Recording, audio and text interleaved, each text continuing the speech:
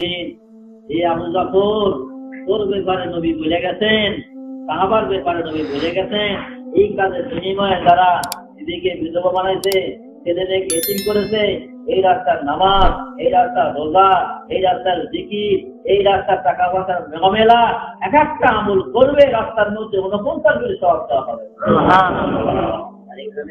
বলেন আমি যখন জাফরের কবরের কাছে গেলাম, আমি আর কান্না পালন করতে পারলাম। যখন জাফরের কবরের কাছে গেলাম, তখন আমি আমার চোখের পানি আমি রাখতে পারলাম না। বললাম, জাফর জাফর তোর 3 বাচ্চা কোথায়? জায়েদ, আব্দুল্লাহ, আউন আর মোহাম্মদ, জাফরের 3 ছেলে, আব্দুল্লাহ, আউন আর মোহাম্মদ কবরের কাছে গিয়ে আমার যে জাফর তোর 3 বাচ্চা কোথায়? আব্দুল্লাহ কোথায়, আউন কোথায়, আর মোহাম্মদ কোথায়? আমার ছেলেকে রাখতে পারলাম না।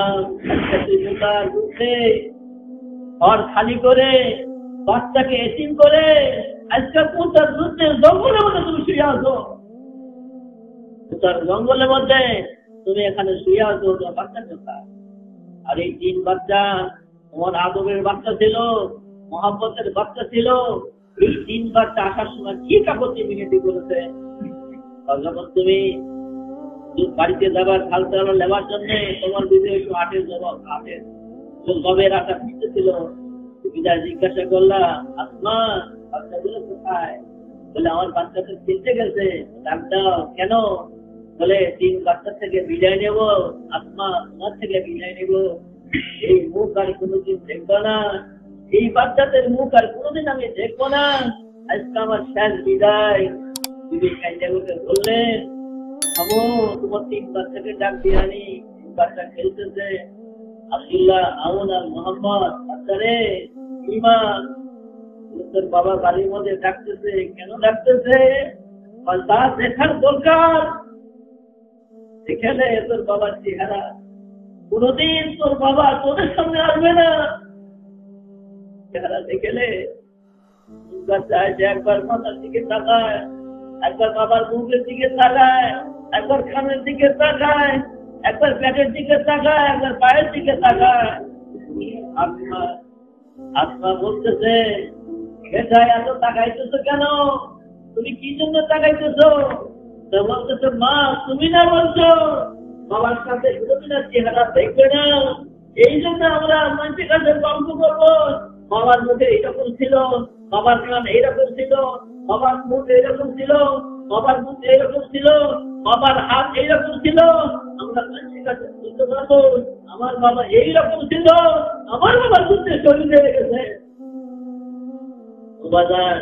এই কামের বিনিময়ে আমাদের এই অবস্থা হয়েছে।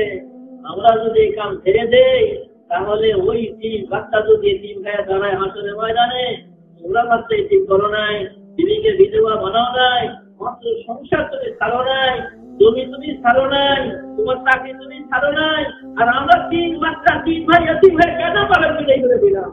জবাবদের পারবে? জবাবদের পারবেন কেউ? যে না পারলে কারা কারা কাম করবে হাত তুলে দেখা যায়। ইনশাআল্লাহ দেওয়ার পরেও কাম বুঝে আসে নাই, গুরুত্ব নাই। দেওয়ার পরও কাম বুঝে আসে নাই, গুরুত্ব নাই। 1 চিল্লা দেওয়ার পরও কাম বুঝে আসে নাই, গুরুত্ব নাই। 3 দিন লাগার পরও কাম বুঝে আসে নাই, গুরুত্ব নাই। যদি 3 দিন যদি কাজে বুঝে না আসে, 3 চিল্লা বুঝে আসবে না। আমার ভাই ইয়ার মাস্টার হাজি সাহেব খালি বলতেছে, আমার সাথে ছিল 7 দিন, কি সর্বনাশটা করছি হুজুর, এই কামে কেন আগে ভর্তি হলাম না, বুঝে গেছে। এই যে হাজি সাহেব, আল্লাহ আকবার, এই কামে বুঝে এসে গেছে, খালি বলতেছে কি সর্বনাশটা করছি, এখানে আগে ভর্তি না হয়ে। জীবনের পয়লা আল্লাহ কাছে রাখতে থেকে আমরা আসছিলাম, এই শুক্রবারে গেছি, পরে শুক্রবার আমাদের শেষ হয়েছে। কাম বুঝে আসা লাগবে, যদি বুঝে আসে কাম থাকবে কি? থাকবে না। ওই 3 দিনে টাকা বুঝে আসে নাই, 1 দিনে তা বুঝে আসে নাই, 3 দিনে তা বুঝে আসে নাই। নবীর কাম যদি বুঝে না আসে, ও দুনিয়াদারি বুঝে আসে। আর দুনিয়াদারি ঢুকতে ভিতরে, তার ভিতরে কি ঢুকছে? দুনিয়া ঢুকছে, নবীর কামটা বুঝে আসবে না। কথা বুঝছেন? এই জন্য বাজান এই কাম বুঝে যে আসবে সে খুঁজবে, তার বুঝে আসবে খুঁজছে কি? এই জন্য আল্লাহ তাআলা শুকরিয়া আদায় করেন, যা করছেন করছেন চিন্তিলা দিয়া, অনেকেই পরে আসছেন, এক থেকে যেই করে আসছেন। তোমার দেখাতে কি মানুষে আসবে? তুমি গ্রামের পায়লা আসবা, তুমি পরে আসে কেন? গুরুত্ব আছে তোমার? সব কাম এই কাম সেই কাম করিয়া আধারে হয়ে আসছে, তো এই 3 মাসের আধারে আমার সামনে নাই।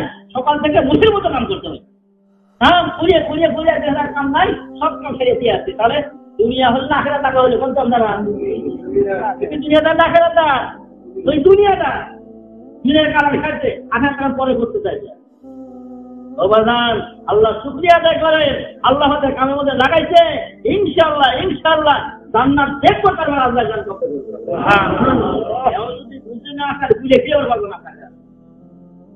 আর আমি আর বুঝতে পারবো না, 3 লাখ এই 4 নম্বর হালকার মধ্যে বুঝে আসছে, বিয়ের থেকে চলে আসছে, এরা বুঝে আসছে বিয়ের থেকে আগে এলো, আর আমরা হালকা থেকে তাহলে বুঝে আসছে না নাই আমাদের, আমরা বুঝে আসছে আগে কাম তারপরে আখেরাত, এটা তুই দেখে গেলে বুঝে আসে না। বুঝে আসছে সাহাবাজ, বুঝে আসছে জীবী ছেড়ে চলে গেছে, আর থেকে আসে নাই, বুঝে আসছে জীবী ছেড়ে চলে গেছে, সব আসছে চলে গেছে। কাবুস রাদিয়াল্লাহু তাআলা আনহু বকরি, এক পাল বকরি, কত লাখ বকরি তার হিসাব নাই, এত লাখ বকরি তার দান করছেন। সাহাবা বড় ধনী মানুষ, তাকতুলান নবিয়া আওয়াজ পাইছে, কিসের বকরি কিসের কি, দৌড়তে চলে গেছে, হাতে কিছু নাই, সামনে গেছে গাছের একটা ডাল ঝুলে আছে, কাম যাচ্ছে ইমান হচ্ছে, হাতের মধ্যে আসার সাথে আল্লাহ আর তলোয়ার বানাই ময়দানে। এদিকে আল্লাহ তাআলা বলতেন জঙ্গলের বাঘ, দিনের তাগাদা সে পূরণ করেছে, দিনের মহাব্বতে সে বকরি ত্যাগ করেছে, এই বকরি বাঘে খাবে সে চিন্তা করে নাই, জঙ্গলের পাশে বকরিগুলা, আর এই বকরি বাঘে খাবে সে চিন্তা করে নাই, বকরিগুলো আল্লাহর হাতে দিয়ে চলে গেছে। 3 দিন যাবা সংসার হাতে দিয়ে দাও, 3 যাবা সংসার আল্লাহ হাতে দিয়ে দাও, 3 চিলা দিয়ে আল্লাহ হাতে দিয়ে দাও, তুমি না আসা পর্যন্ত এই সংসার একটা সুযোগ করা ক্ষতি করবে না। বিশ্বাসের তোমার নাই, 3 দিন ধরে বিশ্বাসের তোমার নাই, আমি গেলে সংসার চলবে না, ওই কথা, এই কথা আছে 2 নম্বর কথা হ্যাঁ আছে, যে ব্যক্তি বলে আমি ছাড়া সংসার চলবে না, তাই খোদা আল্লাহ চালাচ্ছে না সংসার, উঠি চালাচ্ছে। এরকম ত্যাগ করতে সবাই রাজি আছে না, রাজি নাই? তাহলে আপনি কাম করবেন না হতে হয় না। এই জন্য বাজান আল্লাহ রহমতে রাত করছি করছি, সামনে আর করবো কি? সামনে মাসের স্থান কোথায় করা হলো? কমছি কয়টায় যাবো? 12টায়। কয়টা এখন? 10টা। কারা কারা হাফিজ ইনশাআল্লাহ, কারা